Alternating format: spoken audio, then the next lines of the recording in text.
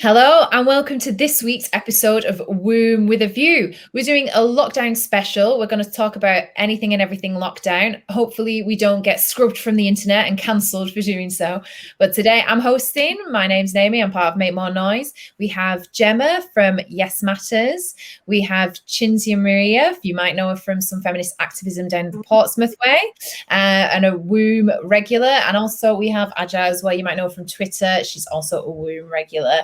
So fantastic. Chinzia, should we start with you? What did you want to talk about in relation to the lockdown today? But I don't agree with lockdowns ever again.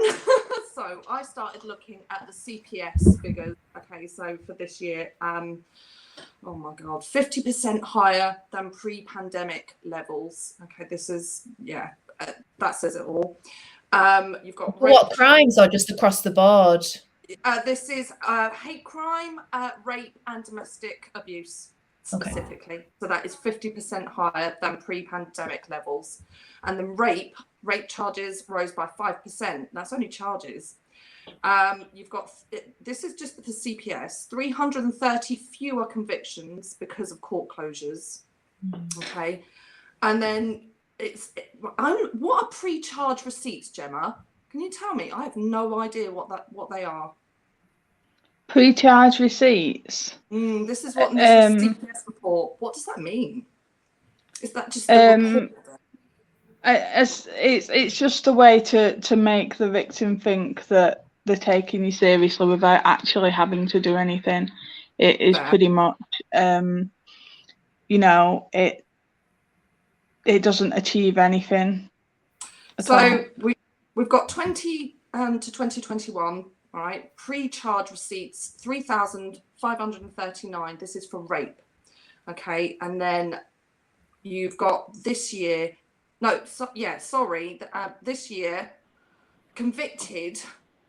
It just went down. It went down like 1,500. Like the convictions went down. So they're not being convicted at all. And the court closures.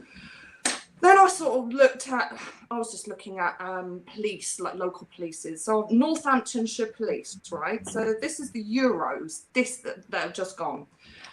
331 domestic abuse related arrests, okay? And then he said something, one of the officers said something that really got me, and it said there was no increase in reporting as anticipated, but 2020 was exceptional. Now, they didn't really go into figures or anything, but that says it all. When a police officer's telling you it's exceptional, so there was a big problem of domestic violence. What have we got here? Then the street violence, the street harassment.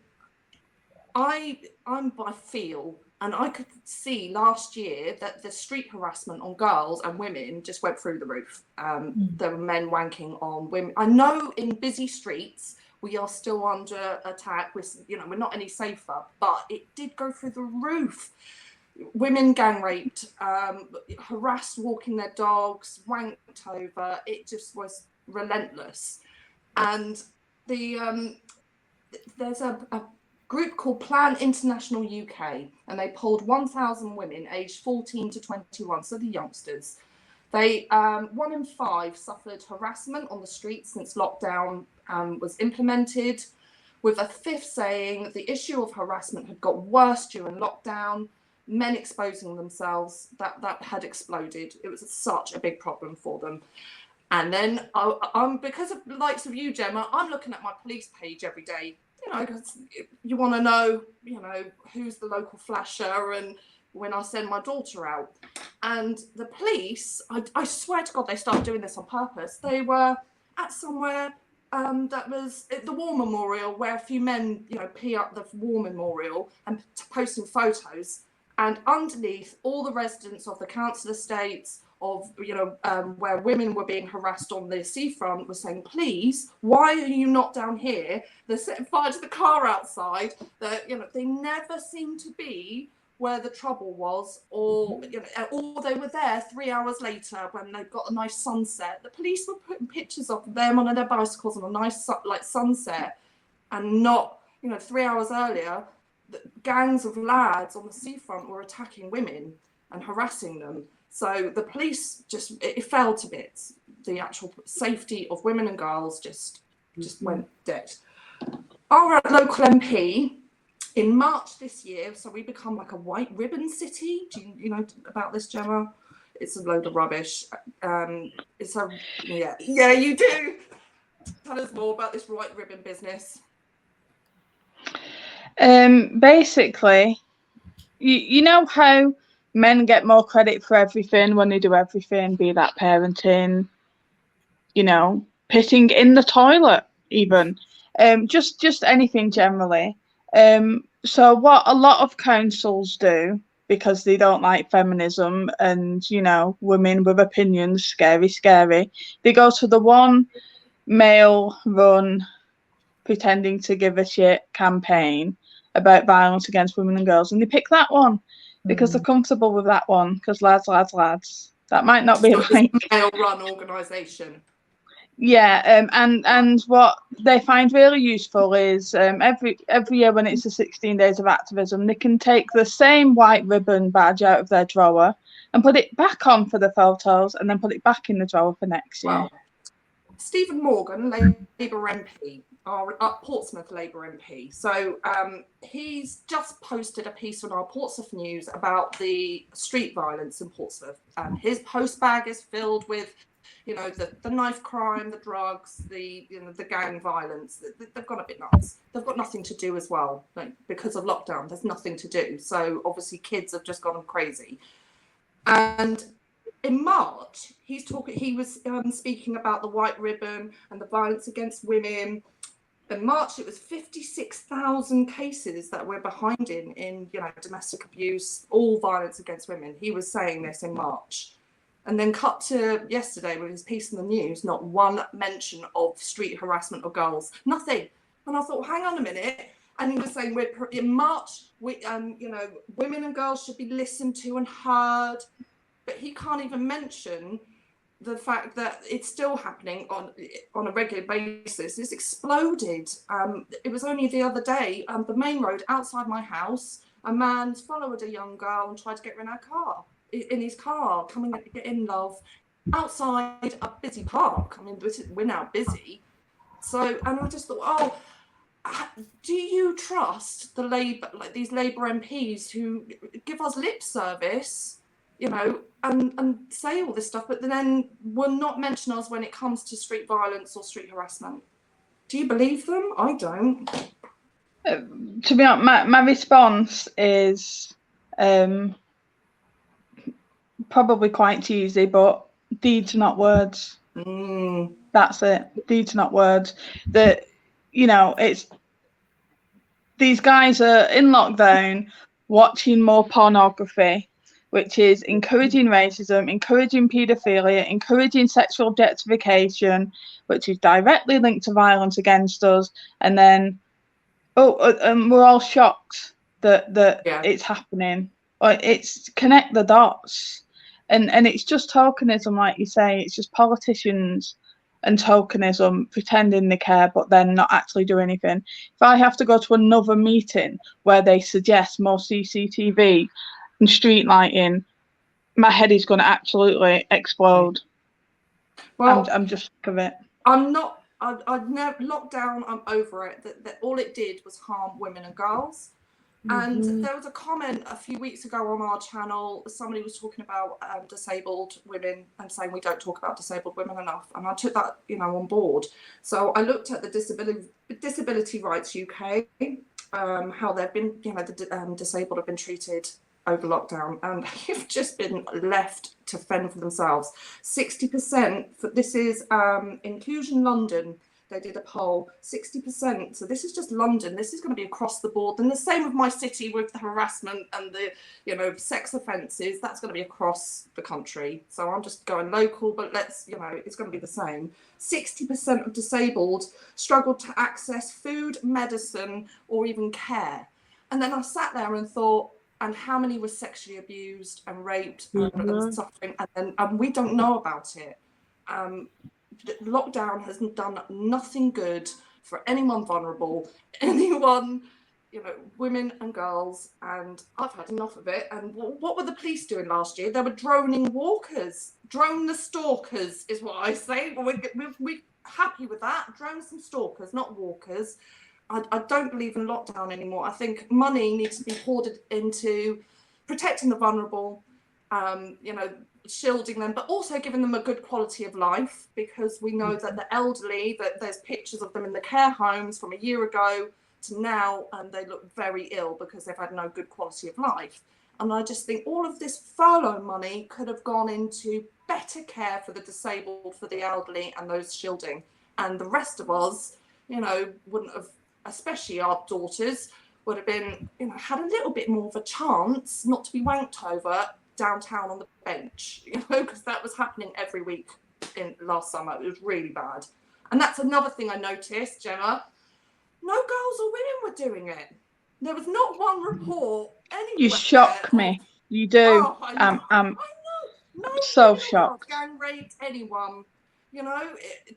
I hate. This is so annoying. Like, women are as bad as men, and it's right there in front of your face. And you haven't.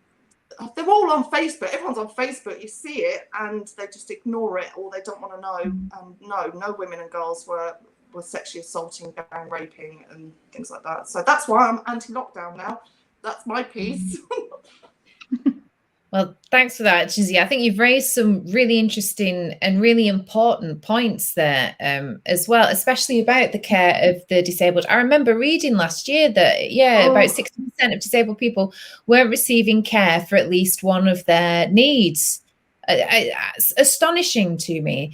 And I remember that they were sending out do not resuscitate orders to autistic people or people with mild learning difficulties. Absolute insanity. Absolute insanity. And I think you've raised a really good point about people in care homes as well. So the average amount of time you have left if you move into a care home is between about 18 months and about 3 years. And for some of these people, they'll have spent the last 18 months of their lives not seeing anybody. That's just unconscionable to me. And I know that we need to be mindful, and we always should. And I do think that we had a nasty virus. It was novel. There were some things about it that we weren't quite sure of how to treat it, but that's changed now. We're 18 months on, and we have some effective therapies for it. But so we should have been mindful and careful. However, the fact that we just left old people just to die in the last months of their lives without their loved ones around. If you have dementia, you're already cast adrift in your own mind. Imagine feeling like you've been abandoned and then dying alone. It breaks my heart thinking about it. And if you look at the breakdown of the stats as well, so during the peak of COVID, and this is on the Office of National Statistics, the biggest killer of women in care homes was still dementia/Alzheimer's, even at the peak. And we know that when you have dementia and Alzheimer's, if your routine is disrupted, if you don't have familiar objects or familiar people, you deteriorate very quickly. It's just, we never asked them what they wanted. Maybe some of them did. Yeah, maybe some of them did, and they should have been given every resource to be able to do so. But maybe some of them go, you know what? I know that I've not got that much longer left because I've got cancer or whatever, and I want to spend it with my loved ones, the whims of Nurse Ratchet. And that's probably very cruel, because there are many, many, many dedicated carers out there, definitely. But there are also a lot of managerial busybodies who don't actually care that much about the people that they're looking after. Oh, I agree. Another thing is, unfortunately, there's a lot of abuse that goes on in care homes, and it's only the friends and family that are there really to keep an eye on that and to keep it in check. So I can't imagine what has been going on for the past 18 months. Yeah, if you don't have an advocate, and sometimes family members that are the advocates. Yeah. I think it's also important to remember that we're talking about the paid carers, but there's also the unpaid carers, the majority of which are women, because, we teach girls from a young age that being caring for others is what they should be doing. And you know, so I have a son who has autism, and I can tell you that I got an email offering me free PPE 6 weeks ago for the first time. What's the point now? Yeah. You know, what is the point now? And you know, autism is a spectrum, so I don't want to say like everyone's the same on autism, but for my son, and I know my son's friends from his school, when there is the change in routine, the disruption and the uncertainty. Uncertainty is something very difficult for some autistic people to deal with, and the way that a lot of them deal with it is unfortunately self-harm. There was no extra support whatsoever. CAMS, I can't think of a polite word to say. And so they, you know, there was conversations over the phone with a different CAMS worker every time if you wanted. And there was also like the cost of living was higher because you have to spend a certain amount on food for it to be delivered. And it's too much of a risk. We were told it was too much of a risk for us to go out. Yeah. And then there's like gas and electricity and stuff when the child is at home because school's closed all the time. There's no access to occupational therapy, speech and language therapy, emotional regulation support. There was nothing, no sensory equipment. There was Gemma, absolutely nothing. Our economy is buggered, right? It's gone up the Swanee. And so I just do not see how any of this is ever going to get any better, because what money's going to be poured into it? There's no money. Our economy's dead. So they've ruined the economy and made things just 100 times worse. We're never going to catch up, and that's so depressing. I'm so sad about it. How do you pay for NHS when millions of people are out of work and aren't paying taxes? How do you think you pay for the NHS? I just don't believe it was worth it. And then you're called names online. You're called names, and you're mad, and you're a conspiracy theorist. And I just think, oh, come on! Surely there were better. I think I'm just a working class mum. Like I just said, better services for caring for the vulnerable. And not crash our economy, because the youngsters aren't getting it, and we're not getting it. Well, we are, but we're not dying. We're not dying, and I just don't see the point anymore. And I also don't know anyone in real life. I think these people who are saying it online, I don't know who they are, because everyone I've met in real life has not said, oh, we're, lucky lockdown, can't wait. None of them. Everyone's saying we don't want this. Normal people on the street do not want any more of this.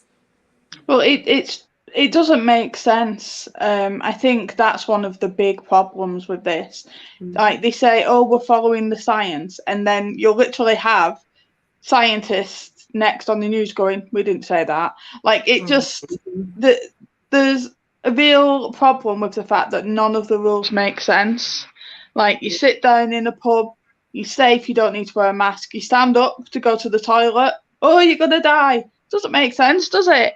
And there's also been like a real class element as well to this, like, your nannies, your cleaners, oh yeah, it's safe for you to come back to work. Granny, look after your kids. No, it's too dangerous. So I think a really big issue with this government is you can't trust them, and nothing they say makes sense. But then the left also want this. I mean, I think they'd give us lockdown harder. I really do. I don't believe that they would be, as sensible as us. We're sensible. They're not. So I don't believe that the left. That's been the sum of their opposition, that Boris should have done it more, should have done it harder, should have done it faster, should have done it more draconian. And I think part of it is, well, in my mind, so when the Coronavirus Act was passed last year, it contained lots of stuff within it that was actually not about infection control or public health. Quelle surprise. It actually contained a lot about our rights. And my opinion is that the part of the reason Labour haven't been opposing this the way they should have been is because they are salivating at the thought of inheriting these powers when the political needle eventually swings, which it will, because we know we have a Labour government for a few years, and then we have a Conservative government for a few years, and then a Labour one, and then a Conservative one, or a coalition, or something in the middle. Eventually, they're banking on the fact that the political needle will swing to them eventually, and they'll have all these juicy powers that they'll have inherited. And I think that's part of what this is. It's playing the long game. Yeah. Also, I think it plays well with the general public that are afraid because they want to do something. And so when you have Labour saying, Boris, you should have done more of the things, then I think they believe that to an audience that'll play quite well. But, you know, Tony Blair was obsessed with taking away our rights. And the stuff that he put into motion after the terrorist attacks in September 2001 and the July 7/7 London bombings, that are still laws now. You know, these rights, they get eroded bit by bit, and we don't get them back. And the protesting, we're not allowed to protest. Did that go through, that bill, or not? Because look, I can't keep up with all the bills. It's I think it's going to the House of Lords next, I believe. And they want us, and that will hit us feminists, wouldn't it? That's well, you shouldn't worry too much, because if you wear a football scarf, it doesn't count. So just wear a football scarf when you're protesting, and it's okay. Unless to swear, that's all right, isn't it? Quite. But yeah, Gemma. Oh, go on. What were you going to say? I was going to say, it's little things like that. The right to protest that terrified me over this last few months, and people don't seem to be talking about it or seem to be okay with it. And I don't understand that, because they can see, or they should be able to see, how it affects us as women fighting for our rights. But if it keeps us safe, and that's the language I keep hearing, and it strikes me as a bit familiar. You're an unsafe person with unsafe opinions. If you think that we should have the right to protest, there's a lot of parallels. So last week on the Daily Mail, it was saying the cases were going down, and on the same night, the Guardian was saying that the cases were going up. And that's not fair, is it? That is really unfair. What do cases mean? Is that just testing positive? Yeah, so I didn't read them because it didn't. You know, I'm not going to read your bloody propaganda shite anymore. I don't believe what does that mean? And obviously the government knows that this is happening. All those psych, advisors they've got advising them, they know that this is going out to press, and that's not fair. That's not fair. I think a lot of these statistics are also presented completely without context as well. The UK is doing approximately 1 million tests a day. Western Europe, all those countries are doing approximately 1 million tests a day. We are doing the amount of tests is the combined of quite a few European countries. We are doing so many tests. And so you have, X thousands amount of cases. Well, you're doing 1 million tests a day. And actually, if you break down the positivity rate, how many of those tests out of the million that you're doing, how many positive, then that's not a scary number. But why would they do it in that way? I've had somebody put in our group chat the Scottish dude from GB News, and I don't watch GB News. Neil Oliver. Neil Oliver, and I did listen to him, and I agreed. It does, this lockdown, the fear, all these rules. It is like an abusive relationship, and especially when you're telling the people that their nan, go outside and your nan's going to get it. That is an abusive man. I can hear an abusive you can't man. See your nan. They've just enabled as well so many horrible men to use this to keep their bloody misses indoors. They've used this. It's perfect. They have enabled so many domestic abusers to harm their wives or the women in their lives. And to hear, you think, that's what an abuser says. Your family's next. Oh, it's frightening. It is. It's hardly surprising, isn't it, considering, what we know about Boris and what his neighbours heard. I mean, to be honest, when I watch the news, cabinet ministers, every day, they're using an abuser tactic all the time. It's constantly, that it's Darvo or it's, you know, something else. They cannot take responsibility if their lives depended on it. But for absolutely anything, it's always somebody else's fault. And, you know, it doesn't instill trust. It doesn't make me think, oh, well, I don't need to worry because these people, they're getting all the right information, they're acting the way they should. You know, I can't trust any of them, not a single one of them. Absolutely not. Gemma, what did you bring for us to speak about regarding the lockdown today then? With Yes Matters, I do youth work, so prevention. So I wanted to talk a little bit about young people and the impact of lockdown. So the first thing was, like, we've touched on it, domestic abuse in lockdown, and that is absolutely true. But it's also true that like over 90% of perpetrators of child sexual abuse are family members or family friends. So that also means that children have been trapped with their abusers and their perpetrators as well. During that time, Yes Matters moved services online and supported young people with that, as much as we could do. But I feel like that is sometimes, you know, it's kind of forgotten about. And so there's sort of been that going on for young people. And there's also been the fact that, you know, children who are in a family where domestic abuse is going on, that they're also going to have been experiencing that kind of stuff as well. They're going to have been used as weapons, like to hurt someone else as well. So that's been going on. And then when they have gone back to school, they're bombarded with this message of catch up, you need to catch up. You can't catch up on something you haven't been taught. Mm-hmm. This isn't the kids haven't paid attention, so they have to catch up. So kids are now going back to school and they're being punished for something that they didn't have anything to do with. You know, so they're now really, really stressed. And there's also been a sharp rise in eating issues with young people. And at the heart of eating issues is lack of control over your own life.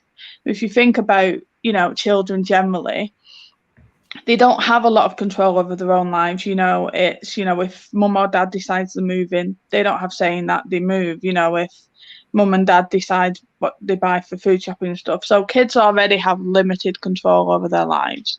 And so we're seeing a sharp rise in that sort of stuff. And again, there's just no resources there. There's just no resources. Mental health as well. Sharp rise in all of that stuff. Again, no help. And children are online more and more, you know, and throughout the pandemic, there was this big shift online. But guess who else is online? You know, Predators. People who are there for the wrong reasons. And so it's kind of a nightmare, really. And pornography as well. I mean, we had the Ofsted report quite recently about girls. You know, I honestly don't know how people are surprised by this, but, you know, fine.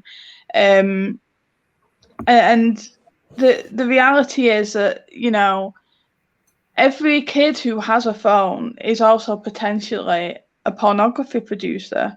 You know, all these upskirting and stuff like that happens, it happens by children as well, because, you know, we're telling them that these things are acceptable. They're getting these ideas from somewhere.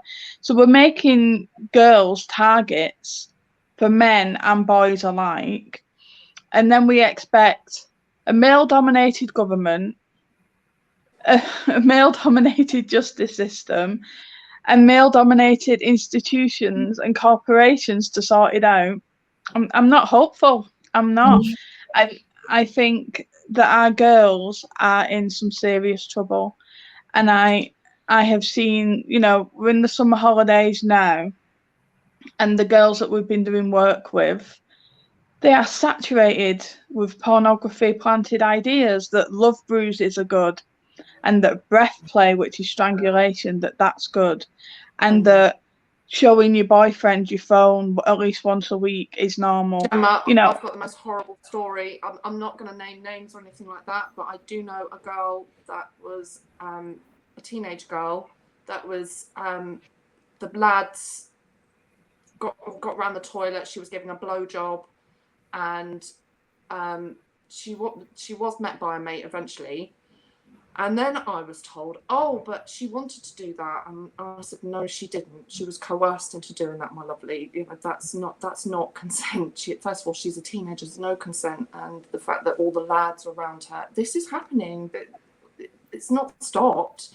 And it's horrible. But yeah, the fact that the teenagers think, oh, I want this, or she wanted it, you know, she had some agency. No, she did not. No, I think that's one issue I have with the left. That's one real issue that I have with them is, you know, we don't believe in the free market unless it's a female's body. Then suddenly we do. Well, I'm sorry, it's just not good enough. Pornography to me is child grooming. That's what it is. And the fact that Woman's Hour this week tweeted. Maybe we should start having porn for kids. Maybe, call me crazy. Maybe we need to sort out the paedophile problem. I know, crazy radical feminist idea that I am. You know, maybe we need to address the fact. You know, we can't be surprised that girls feel unsafe and that girls are getting harassment constantly. When you look, like, pornography gets more, we'll call them consumers. More consumers than Virgin Media, Disney Plus, Sky TV, all of them combined, Netflix, all of it. More than all of it combined. But it doesn't have that regulation. I know that in the UK that it's illegal to show female ejaculation because, you know, that's something that's really important that we shouldn't be showing. You know, it's ridiculous. So we're letting all these people, reams, numbers of people watching this stuff. And when you think again about young people, if you think about, so a boy is being taught, this is what you're supposed to find sexy. This is what you're supposed to do. And we know, like, positive reinforcements work best. So what's more positive reinforcement than an orgasm? You tell me what sort of behaviour you're reinforcing with that. And then the next minute you see a politician on the news saying, you know, they're shocked about Ofsted or they're shocked about street harassment. I'm sorry, they're not shocked. They're condoning and enabling it, and they can change it anytime they want to. They're just choosing not to because the left very much, you know, sex workers work. Do you know what? I didn't see a slogan during the lockdown was protect the sex workers. I didn't see one lefty MP councillor that spouts that or group say protect the sex workers. So that's, you know, then we know about Holbeck that those women were on the street during lockdown. It didn't stop, and Belstaffy just saw the most horrible abuse, and no one cared. It's all, but sex workers work. But there was they're the ones who had to get fines as well. You know, the fines were handed out along class lines and along race lines as well. More likely to be fined for breaching lockdown if you're Black or Asian, and also just in working class areas, white working class, you're more likely to be fined. Yeah. Do you know that there's still lockdown kind of in Northern Ireland and Wales? They still have lockdown rules, yeah. And so there's still women trapped in their houses. We know it. It's being used to keep a woman in a house. So yeah, Northern Ireland and Wales, they're still under lockdown rules. I didn't know this. I'm really glad that you talked about pornography then, Gemma, as well, because it's something that I was trying to speak about with some feminists last year as well. We have this fantastic analysis of the harms of pornography, especially for children, but we completely suspended the UN Article 28 Convention of the Rights of the Child, the right for an education. We suspended that for a bit. And then we made it compulsory, but it had to be online, because I don't know if you remember when they initially closed the schools, there wasn't really, what's the word? I can't remember. But they didn't have to provide an education. The kids weren't necessarily turning up. But then when they went back in and out of all these stupid lockdowns, which, by the way, how destabilizing for young people as well. But when they did have the duty to provide the education, it was all online, and these kids are being unsupervised for however many hours a day. You know, it's just... That was me. Look, my oldest, she would not get out of bed. She was depressed. She just wouldn't. She's 9 months, I think. She just pretty much spent in bed, and she's 15. You know, I can't make her get out of bed. You know, can't drag her. She was depressed, so her musical GCSE, she did not pick up that guitar. And then when she goes to school, they're giving her detentions constantly because she's not learned the guitar. And I just wrote, you can't force someone to, you know, learn a musical instrument, especially when they're on their own, depressed because of lockdown. They're not seeing their mates. I think this was really, I told them to stop it actually, and that, you know, she'll pick it up. She has started to pick up the musical instruments slowly but surely, but she wasn't interested. And then they start giving, so it just piles on the feeling bad about herself, and you know, nobody wants to do detention as a teenager. I know it, and I'm gonna moan it. I was crying because we had no contact with the school. The school just left us, but we weren't the only one. That there were, you know, we're all in the same boat. But they really left us for about 6 months with no education whatsoever, and that was both my girls. Were different schools. And who was picking up all that childcare slack?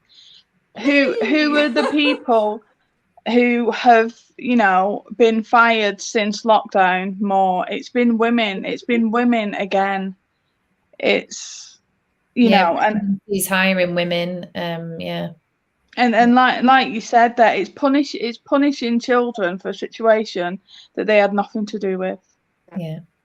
I think it's important to note as well that during the lockdown, so the schools were still open for vulnerable children or children of key workers, but only about 1 in 20 of the kids was turning up for school. So that's 19 in 20 children, vulnerable children, who aren't getting access to a safe adult.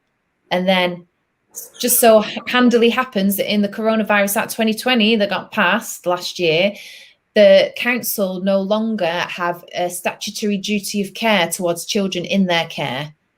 So, you know, like, who's responsible? No one's responsible for these poor kids. And even so a colleague of mine, his wife gave birth to their first son during the pandemic. But this kind of council's not having a duty of care towards children in their care extends to stuff just like routine health visitor visits. Because his son's a year old now, just over a year old. They've only had one health visitor visit, I think. You know, it just... How many would have slipped through the cracks? So many, yeah. And luckily, my colleague's son, I mean, we obviously never know what's going on behind closed doors, but I'm almost 100% certain that lovely family, safe family unit, thankfully. And they've only had one visit, but as you say, all the people who just slipped through the nets, it's just, yeah. And then the naughty kids that could have been at school, they just ripped our parks to bits. Yeah, you know, they did. They just ripped the city apart because they had nothing to do. No, you know, no youth club, nothing, no school, and maybe their families didn't want them in their tiny flat, you know. So out you get, and they just caused havoc. So. And then you've got, as I said, our local MP is just so rubbish. And the police, they just seem to be elsewhere every single time. I just started to think, are they doing this on purpose? And I can't imagine, it's not just our city, it's got to be every city. Oh, definitely. I think it's rolling back the state, isn't it? That is, so the Conservatives, that's what they believe in. They believe in rolling back of the state, and the state should only be responsible for like property laws and stuff like that. But you know, it's even like the children in care homes and stuff like that. We know that a lot of them end up in the sex industry, like quite a high percentage as well. There's just like a complete lack of responsibility. But even as we sort of saw COVID coming over the hill from Spain and stuff like that, there was like a dispatches program on the fact that our government, instead of like, you know, getting PPE or doing anything, learning from other countries or whatever, what they decided to do was to change the laws on the government's responsibility when there was a pandemic. So they spent that time getting out of responsibility before it arrived. And I think, you know, again, how are we supposed to have trust in the rules that these people set? You know, besides the fact that even the people themselves setting the rules are not sticking by the rules. Well, yeah. They're not doing what they should be doing as well. I know what they're doing, Gemma. They're felching each other. That's all what they're, you know, getting off of each other in the corridors. Oh God, that video will traumatize me for life. But do you think a single one of those politicians or those business owners who've made billions off of the lockdowns and that, do you think for a second that they're following any of the rules? Of course they're not. No. Of course they're not. No, they're not. We've seen it. Yeah. And it, like the Matt Hancock thing, like, did kind of make me angry. But to be honest, the thing that made me the most angry that week was the Chris Whitty video. And it wasn't that, like, the guys harassing him. Like, it wasn't that made me angry. What made me angry was that I recognised what Chris Whitty was doing. He wasn't, like, he was trying to have a response to show he wasn't happy, but not too much that he angered them, stuff like that, and doing that assessment in his head.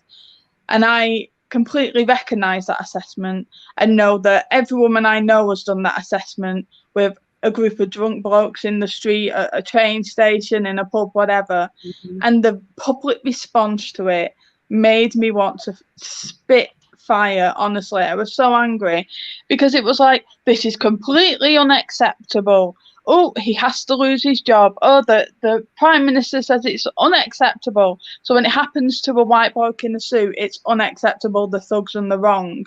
But if it happens to a woman, stop making a fuss. It's a compliment. Mm. Women are as bad as men. No one said that during that, did they? I didn't hear that. I didn't see a tweet saying women are as bad as men over that. It was, you know, like, you're right, yobs. Oh, those horrible yobs. I wanted to pick on something that you just said a few minutes ago as well, Gemma, this idea that they rolled back the state, because they really did, like the welfare state, the social fabric. But by the same hand, you know, they took away the welfare state, but they were also, there was unprecedented state intrusion into our lives. It was very strange. They rolled it back completely, and then they expanded it completely in other areas. Like the state told you who you could have in your house. The state criminalized sex between two consenting people. And, you know, where were the gay rights charities during that? I thought they were all about keeping the government out of the bedroom, but they were nowhere to be seen. So we had this, very strange state of affairs where the government were completely rolling back the state in the areas that, you know, I'd quite like a state, to be honest. And then penetrating, for lack of a better metaphor, into areas of our lives that the government should never be in. It was, very odd. Yeah, they had a bit of an identity crisis, didn't they? Because, like, so classic liberalism, which I guess, you know, going back is where that's their political ideology. So they sort of believe that it's individualism. So it's you do good in life if you make good choices, you do bad in life if you make bad choices, and it sort of completely ignores like inequality in society. So it's that idea that the harder you work, the more you get, which, you know, has been proven time and time again to be a lie, but, you know, that's what they believe. So they believe that there shouldn't be the only business of state really should be law stuff, property stuff, things like that. And so that's why, you know, they roll back the state, and then Labour comes in and they put more state things in, and then, you know, like you said, it's like the tide, isn't it? You know. But like you say, they have suddenly made everything. It was like, how many times a day we were allowed to leave our house? It was transport. You could only get on where we had a reason. Like, we had to like show letters that me and my son, like, we go to hospital quite often, and we had. Yeah, we had to show letters to like the bus driver and stuff. And I live in the glamour that is Bolton. And it's been quite bad here, like COVID wise. I mean, it wasn't great before COVID, I'll be honest. It's always been iffy at best. And I remember when they were saying Bolton was the worst COVID-wise or something. And to go to the hospital, it's like 2 buses. So I got to the bus station to get on the second bus, and then it was just, the bus station was just full of army people. And this guy heavily suggested, he said, I heavily suggest that you and your son go and get a test before you get on your next bus. And it was the suggestion that wasn't a suggestion. It was like, if you don't do it, we're not letting you get on that second bus. And I had to do the same coming back. Oh. And it was... This is so frightening, Gemma. It sounds so But it was just so weird. Like a horrible, nasty, dictatorship film. Sorry. You've upset the dog. Oh, she gone. Oh, she's disappeared. But it is the dictatorship. They told us we couldn't have Christmas. I can't believe that our government told us we can't have Christmas. But they did. Absolutely insane. Well, that brings us, I was going to move on in a moment anyway, but whilst we're waiting for Gemma to rejoin. Oh, here she is. Hi, sorry. No. Yeah, blame Poppy. But yeah, I was just, the thing that struck me about like that, the whole bus station thing, again, it's another class element. Like this, there are people with cars. What about people with cars? Did they not need to? And I know that they went around all the council estates as well. Like they came around twice and gave me a test and suggested that I needed to do it within the week and put it in a special, post box and stuff like that. And then when we went to go and get a jab, they did it at the football stadium we've got. And by their logic, what I thought was, all right, they want to keep us 2 meters apart. So I sort of envisioned going round, in a circle, like that's why they're doing it at the stadium. Loads of space. No. We were all told to go into the reception office at the stadium. So we all lined up 2 meters apart, far away from each other. And then they all put us in this tiny office to get jabs. It's like, nothing makes sense. It doesn't make sense. It did. Adja, what did you bring for us to speak about today? I just want to talk about some of the similarities and the names and the way people react when you talk about COVID, basically, and how it's quite similar to the way people react when you talk about anything to do with the trans issue. Specifically in the start, when they were literally accusing you of killing your grandmother, that is exactly what the TRA say. If you dare to question trans, either you don't believe in it and you're killing them. And it was the same with COVID. You don't believe in it and you're killing them if you question any of the narrative. And to see it coming from some people that should know better is really disappointing. So yeah, I just wanted to bring that up and see if you've experienced it. Oh, and to be called a conspiracy theorist and right wing and just all those same things that they call us. Yeah. Well, since we all started talking about this, right?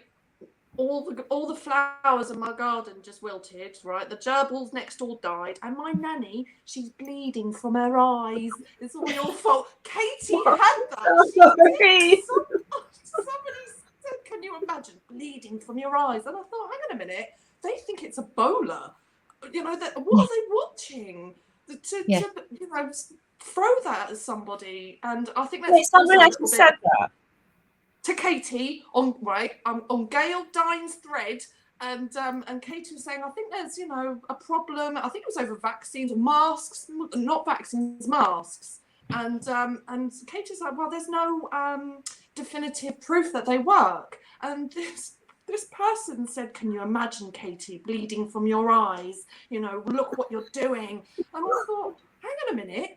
What are you watching? That's some serious blaxploitation of African Ebola as well. Yeah, I don't like that. But yeah, she was told that, and I'm reading that. And so this is obviously a lot of people. It's not just her. So I've seen it. A lot of over dramatics to make you feel so guilty. about what you're saying. And again, it's the truth, isn't it? There is no proof that, like my partner said, the only masks that are going to work are those proper hospital ones with the air suction and things. They're the only ones that are going to work.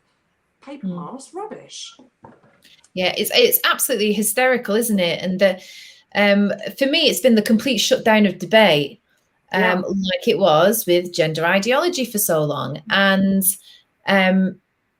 you try, but with that, it took just a concerted small amount of women who kept speaking, and then more women joined, and they kept speaking and kept speaking. So I feel confident that hopefully on this issue it'll be the same. But it was just a complete shutdown of debate. No debate. # no debate. You're anti-science. You're anti-this. I mean, I just feel that when we are being subjected to a public health response that has never been tried before and that is harming a lot of people, that we should discuss the merits of that public health response. Yeah, absolutely. I agree. And the shaming, I do not. This is it started last year with, a couple. It was a young couple on the beach. It was early on in the pandemic, and it was sunny last year, and they were having a picnic on Brighton Beach. And the police got involved, and they were on the front of the Daily Mail. They trended on Twitter, and I thought, hang on a minute, what if they've got disabilities? Like autism, And they were only young. They looked like they're late teens, early 20s, just a couple, and everyone shamed them. And I thought, I don't like this nation anymore. And Gemma, you were talking about the army being there. And I was thinking about this. A proper lockdown would be Salisbury type, wouldn't it, with the army? But really, they relied on the nation to narc on each other. We become a nation of narcs. It was so easy to do it. And I didn't do that. I may have been frightened or not knowing, the anti-lockdown or anti-vaccines are. Maybe they're, right or wrong. I don't know. But I never shamed anyone. I've never gone it. I don't like it. It's horrible. Yeah, I agree with that. Like, I'm not a scientist. I'm not qualified in viruses. I can't say that I know particularly about that stuff.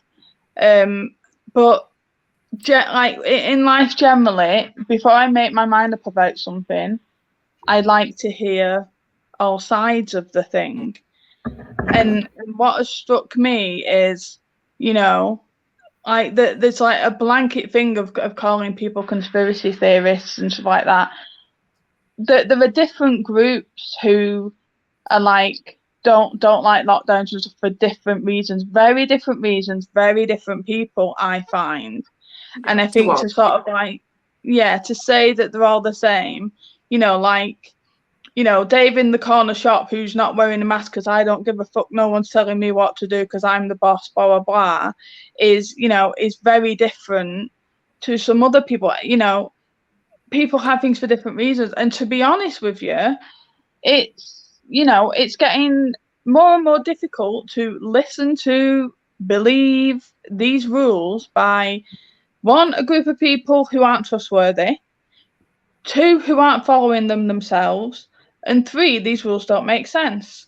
So, I don't know like a lot of the figures and stuff. I can't say that I'm really knowledgeable about it, and I don't know about different countries and comparisons and stuff. But I am very critical about how this has been handled. And I'm critical of the people who have made the decisions about how this has been handled. I've got no trust in them at all, And like we've said, like it doesn't make sense. If you stood at a bus stop, there is no COVID. But if you go into a bus station, there is COVID. And you say, in the pub if you sat down, but not if you stood up going to the bar.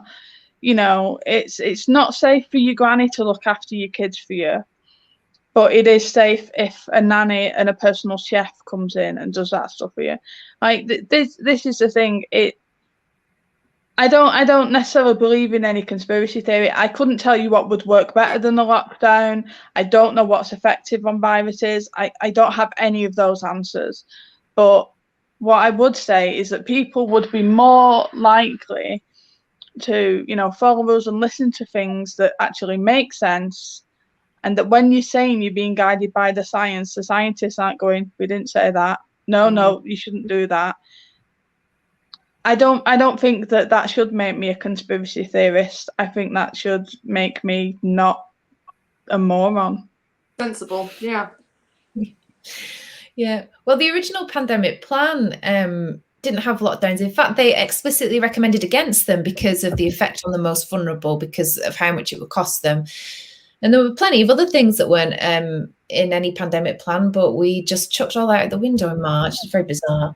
But another parallel I've been thinking about is the excessive virtue signaling as well. There's been so much of that. It's like, you know, the woman in her 40s who's had 3 children, who puts her pronouns in her bio just so that you know that she's on board with all the stuff or whatever. And she's safe. She's a safe person to be around with safe opinions. And it's the same. Well, I haven't seen any of my family because we're doing the right thing. Well, I'm wearing 2 masks. Well, I've decided not to go out and enjoy that thing because I'm doing the right thing. And it also strikes me as a little bit religious as well. It's like the self-flagellators of the Middle Ages when the Black Plague was about. Like, if I can show that I am suffering enough, that makes me godly, and maybe the virus will go away. And you literally in the Middle Ages have people going out and whipping their own backs and things, and it feels a little bit like that. It's just I saw so the nightclubs opened, didn't they? And I was watching our local news, and they were outside the nightclub, and I've told you Chloe before, so I'm watching it, all these youngsters outside, so excited, ready to go clubbing, and the comments underneath, you would think they were conservatives or Puritans. You know, it was, you know, what are they doing out? They're killing everybody. You know, they're just youngsters want to have a laugh, you know. And they asked one of the girls, what do you think about the public saying that you shouldn't be out and that you're killing Nanny? And she looked at the camera and went, I don't care. I just want to go out. And I was like, yes. You know, it's not killing them, and it's not killing like their parents. Look, it may, if their nanny who's, you know, got cancer, you know, fair, but it's not as in like the whole of society, is it? It's not killing our kids. I just think let's target who is getting it. Let's target and throw money into that. You know, Nanny has the right to make that choice as well if she's got cancer. You know, she has the Puritans under and a lot of, you know, Labour frames. You know, they have Labour frames going really angry at youngsters having fun. Yeah. Well, the reality is those youngsters in that nightclub, they're not in charge of public health. Yeah. They're not in charge of running the country. So if there is a situation where that happens, the people who are responsible for that are the people in charge of things. It's again, we're blaming the wrong people for the wrong thing. It's every other day. It's fat people. Fat people are the problem. Oh, it's youngsters. They're the problem. Oh, it's school children. They're the problem. Maybe it's the really shit government. Maybe they're the problem. Maybe they should be doing a better job. Maybe our health secretary should be a doctor. Maybe, you know, we should be listening to people who know better about this stuff rather than, you know, giving our mates contracts and other shit. That's what frustrates me the most. It seems to be someone else's fault every other week. I'm really glad you've said that, because that's a deliberate tactic as well, making us blame each other, turning us on each other. And this is there's a thing that they can do to break down a group. So you have a group of people and they have to stay absolutely still for 5 minutes. And if one person breaks a stillness, they have to start the clock again for 5 minutes. And you make them stand in a circle so they can see each other. And invariably, one person is going to break it. You know, they're going to move a little bit, and then you have to start the 5 minutes again, and that you have to start the 5 minutes again. And this group of people, they might be stood there for an hour or so, but they're getting angry at each other instead of the person who made them do this stupid task in the first place. But when they can see each other as well, they're looking for slip-ups, and they get very angry at the people doing the slip-ups, even though at some point they're going to slip up themselves, because it's human, because you're trying to stand perfectly still and it's impossible. And I just feel that this Naomi, that do you think large. we're going to get in trouble for this tonight? Do you think we're going, like tomorrow night, we're going to get, you know, people angry at us, women angry? Definitely. Have a chat with us about it. But even I'm used to being liked by everyone on the internet. I don't know how I'm going to cope. one thing locally that I've really noticed during this pandemic, since it started, is the racism in Bolton has got a lot worse. And I was speaking to, so the building Yes Matters is in, it's got lots of different CICs in. And I was speaking to this guy, and we were talking about the fact that literally the night before Eid, and they brought a lockdown in. Yeah. And he was saying, can you imagine the absolute carnage if they had done that on Christmas Eve? Yeah. Can you imagine the shitstorm that would have ensued? It was the Muslims' fault. That's what, you know, it did feel like. I remember that it was the children's fault, then it was the Muslims' fault. I remember that. And now it's all like, oh, the India variant. And so, like, honestly, like, there has definitely been like a notable sort of rise in racism. Like, I can only say about in Bolton, you know, it's definitely got worse. From leftists as well, who would go on about how they're all pro-free movement, they're all this, they've got the little Labour frames on it. Now they want indefinite border closures because of, you know, the new variants or whatever. And I'm thinking, hang on, this Delta variant, and it was previously called the India variant. They changed the name to Delta. Let's remember that. This Delta variant is in every single country, even Australia. So please tell me how it was our specific border policy that meant that it got in. It's not. You're going on about indefinitely closing borders. It's just really racist as well. And how do you think this is going to work with refugees, with vulnerable people, all these people who claim to care about refugees? You know, that 5 minutes ago, when they could get points for it and likes for it on Facebook, when they could share a meme, and now going on about indefinite border closures forever, amen, sticking people in quarantine hotels that are going to be run by, guess who, G4S and Serco, who also run, guess what, Yarlswood Immigration Detention Centre, that has had cases of sexual harassment, racism, you name it, is going on in Yarlswood. It's just no joined up thinking from these people. Yeah, they're putting the cost of those quarantine hotels and stuff up, aren't they, as well? It's again, it's certain people that are going to have freedom and certain people that aren't going to. It's going to be the same ones as it always has been. Exactly.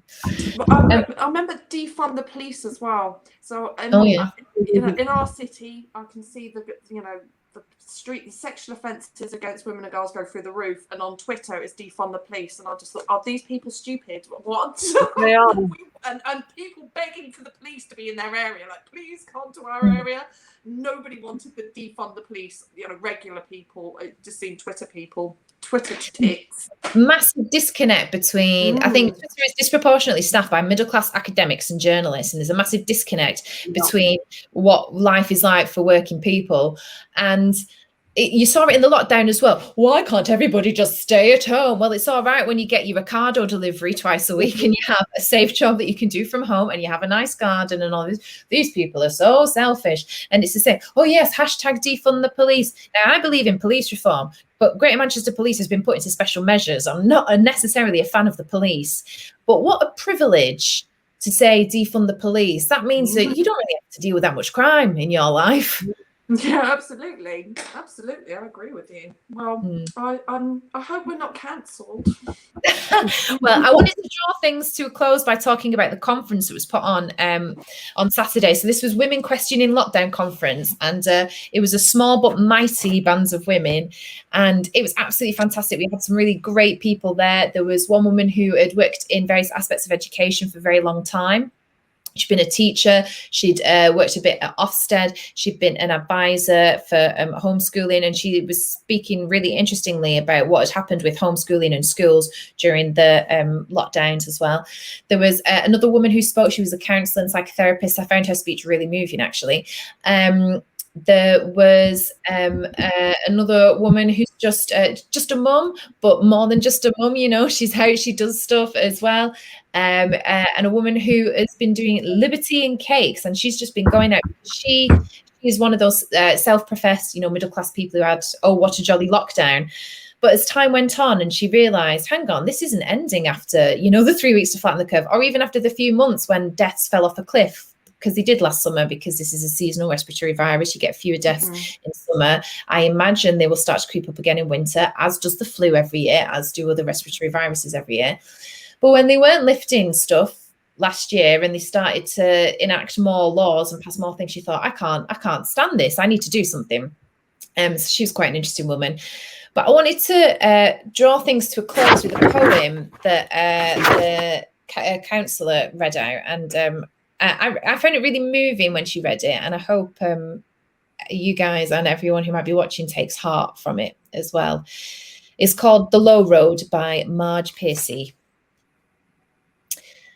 What can they do to you? Whatever they want. They can set you up. They can bust you. They can break your fingers. They can burn your brain with electricity, blur you with drugs till you can't walk, can't remember. They can take your child, wall up your lover. They can do anything you can't stop them from doing. How can you stop them? Alone, you can fight. You can refuse. You can take what revenge you can, but they roll over you. But two people fighting, back to back, can cut through a mob. A snake dancing file can break a cordon. An army can meet an army. Two people can keep each other sane, can give support, conviction, love, massage, hope, sex. Three people are a delegation, a committee, a wedge. With four, you can play bridge and start an organisation. With six, you can rent a whole house, eat pie for dinner with no seconds, and hold a fundraising party.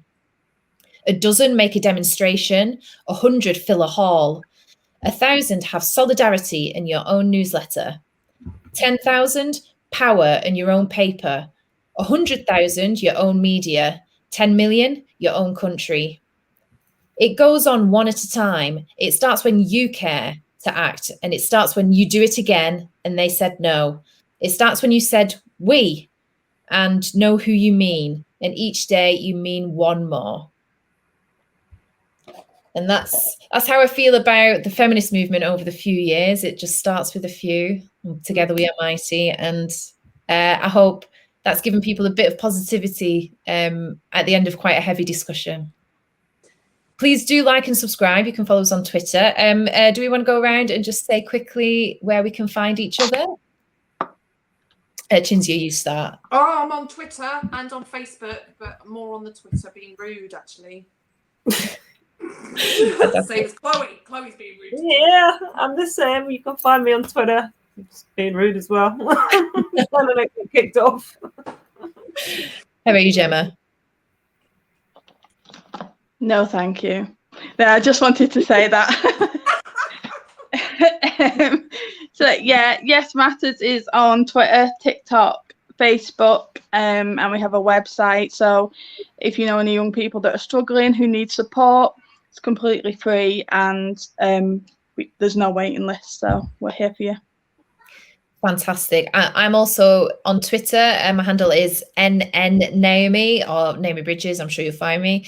And yeah, we can be rude together on Twitter. If you have any comments or questions, do let us know. You know, we love reading the comments. It gives us an idea of if people are enjoying what we're speaking about, if they want other subjects, and what you guys think as well, and what you want. I mean, we won't always reflect what you want. We're here to challenge, but we're also here to have a conversation, which is hopefully what we've started doing today.